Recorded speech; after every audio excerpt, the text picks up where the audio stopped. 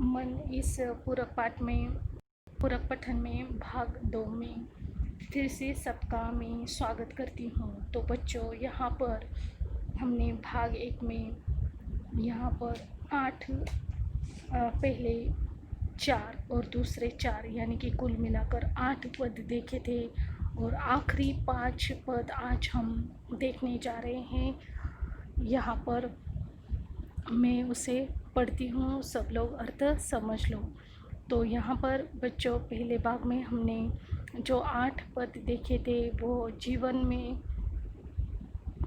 जीवन से ही संबंधित है, लेकिन एक घटना का दूसरी घटना से बिल्कुल संबंध नहीं है।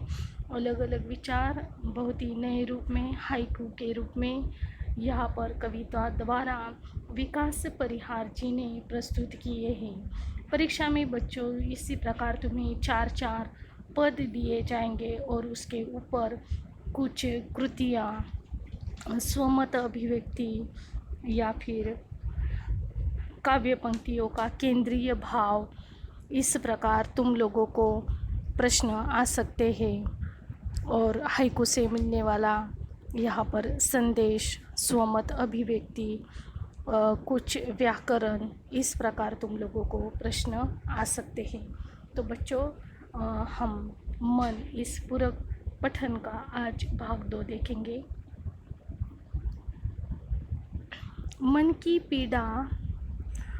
की पीड़ा छाई बन बादल बरसी आँखें। मन की पीड़ा छाई बन बादल बरसी आँखें।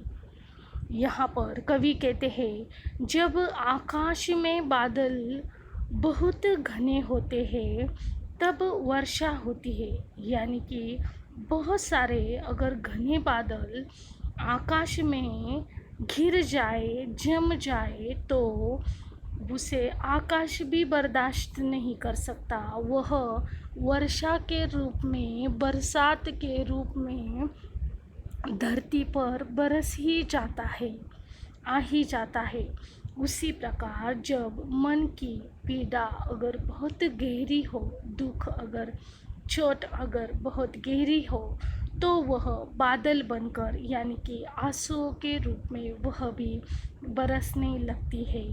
तो देखो बच्चों, किस प्रकार, कितना सुंदर केंद्रीय भाव यहाँ पर विकास परिहार जी ने प्रस्तुत किया है कि मन की पीड़ा किस प्रकार हमारे आंसू के रूप में बहती है। उसी प्रकार जिस प्रकार घने बादल आकाश से फूटकर धरती पर छा जाते हैं, बरस जाते हैं। आगे चलकर कवि कहते हैं, चलती साथ पटरियाँ रेल की फिर भी मौन। यानी कि पटरियाँ जो साथ साथ बिछाई जाती है, उसमें से रेल जाती है, साथ में बनकर होती है, जन्म एक साथ होता है, एक साथ बिठाई जाती है, लेकिन भला क्या वो दो पटरियाँ मिल पाती हैं? नहीं, क्योंकि उनका ढांचा ही इस प्रकार है, उन्हें रखा ही इस प्रकार जाता है कि वो दोनों अलग अलग है, तभी तो रेल चल सकती है। पटरियाँ अगर मिलाएंगे हम तो रेल बिल्कुल भी भाग नहीं सकती। तो ये समांतर रूप में, अंतर के रूप में बिछाई जाती है। यहाँ पर कवि का कहने का मतलब है कि रेल की पटरियाँ अनंत काल से साथ चल रही है, परंतु वे सदा मौन रहती है, एक दूसरे से कभी मिलती नहीं है। मौन यानी कि कभी एक दूसरे से मिलती नहीं है, बातें नहीं करती है, क्योंकि वे एक दूसरे से बिल्कुल अलग होती है। एक का समान तो होती है, एक ही दिशा में होती है बच्चों, एक साथ होती है, लेकिन जो उनका, हम जैसे एक दूसरे के सामने आकर बातचीत कर सकते हैं, लेकिन ये पटरियाँ जो है एक साथ होकर भी मौन पालती है, एक दूसरे से मिल नहीं पाती और एक दूसरे से कभी बातें नहीं कर पाती। यही अर्थ है यहाँ पर। आगे चलकर कवि कहते हैं, सितारे छिपे बादलों की ओट में, सुना आकाश। ओट यानी कि आड़, ओट का अर्थ है यहाँ पर आड़। तो सितारे आकाश का श्रृंगार है, यानी कि घने काले अंधेरे में आकाश में जब सितारे चांद के साथ आते हैं तो बहुत ही सुंदर लगता है आकाश। और वह आकाश का श्रृंगार वे आकाश की शोभा बढ़ाते हैं। जैसे ही सितारे बादलों की ओट में छिपे और जब बादल छा जाते हैं, बादल आ जाते हैं, तो सितारे उसमें समा जाते हैं, छिप जाते हैं और आकाश अपने आप ही सुना हो जाता है। ठीक इसी प्रकार कुछ लोग हमारे जीवन में भी बहुत ही महत्वपूर्ण होते हैं और उनके चले जाने से, विमुख हो जाने से मानो हमारा जीवन भी निरर्थक हो जाता है। यानी कि कभी हमारे जीवन में जो लोग आते हैं उनकी बड़ी अहमियत होती है हमारे जीवन में। अगर वे चले जाएं तो हमारे जीवन को कोई अर्थ नहीं रहता, ये जीवन हमारा निरर्थक हो जाता है, उससे कोई अर्थ नहीं रहता। इस प्रकार कुछ लोग जो होते हैं वे महत्वपूर्ण होते हैं और उन्हें संभालना चाहिए, वरना हमारा जीवन भी निरर्थक हो सकता है। यही विचार यहाँ पर कवि ने प्रस्तुत किया है। आगे चलकर कवि कहते हैं कि तुमने दिए जिन गीतों को स्वर हुए अमर। यहाँ पर कवि कहना चाहते हैं कि कवि के अंदर अनोखी सामर्थ्य होती है, यानी कि कवि के अंदर एक ऐसा जादू होता है कि वह किसी के भी मन पर छा जाता है। वह जिन गीतों को स्वर देता है वे अमर हो जाते हैं। और गीतों में तो अर्थ होती ही है और उसमें अगर उसे स्वर लग जाए तो वो यादगार बन जाती है। हम भी उसे गुनगुना लेते हैं, छोटे बच्चे भी गुनगुना लेते हैं और जो स्वर हमारे मुख पर आए उसे ही अमर होना कहते हैं। तो इस प्रकार कवि के अंदर एक अद्भुत शक्ति होती है, अनोखा सामर्थ्य होता है। वह जिन गीतों को लिखता है वो अमर हो जाते हैं, उसमें अर्थ निकलता है, जीवन जीने की राह निकलती है। और जब वह स्वर का रूप ले लेती है, गायन के रूप में आती है, तो वो अमर भी हो जाती है। इस प्रकार कवि अपनी रचनाओं के द्वारा समाज में परिवर्तन ला सकता है। तो बच्चों, कभी सुना भी होगा कि कभी कभी एक आध सुंदर विचार हमारे जीवन को बदल देता है। केवल नज़र होनी चाहिए, केवल पढ़ने का दिल होना चाहिए और जो उस विचार के साथ जाता है वह निश्चित ही आगे बढ़ जाता है। और इन्हीं खूबसूरत विचारों की हमें ज़रूरत होती है।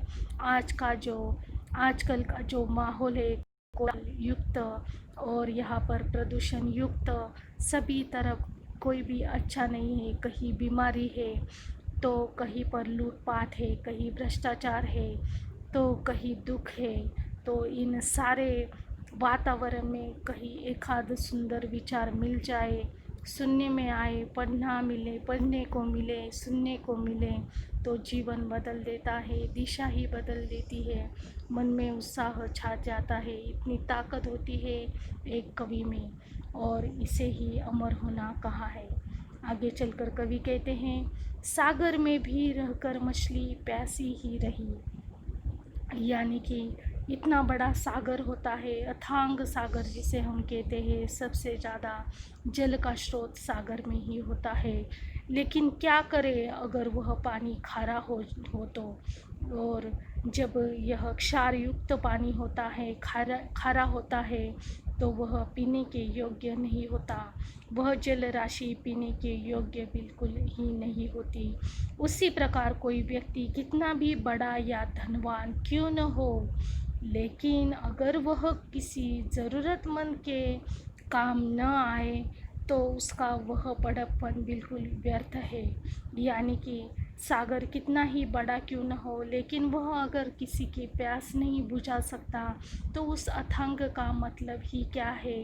वह उसके अंदर रहने वाली जो मछली है वो तो प्यासी ही रहे। और अगर हमारे पास धन है तो हमें ज़रूर दूसरों की मदद करनी चाहिए, ना कि वो हमारे धन को हमें अपने पास रखना है, दूसरों में देने में ही उसकी भलाई है। किसी का यहाँ पर भला हो सकता है, किसी का जीवन बदल सकता है और उसके आशीर्वाद ही हमारे काम आ सकता है।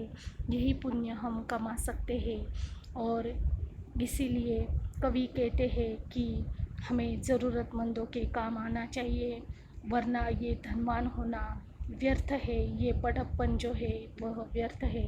इस प्रकार इस मन यानी कि हाइकु इस पूरक पठन में कवि ने हर एक पद के द्वारा नया नया विचार हमारे सामने प्रस्तुत किया है।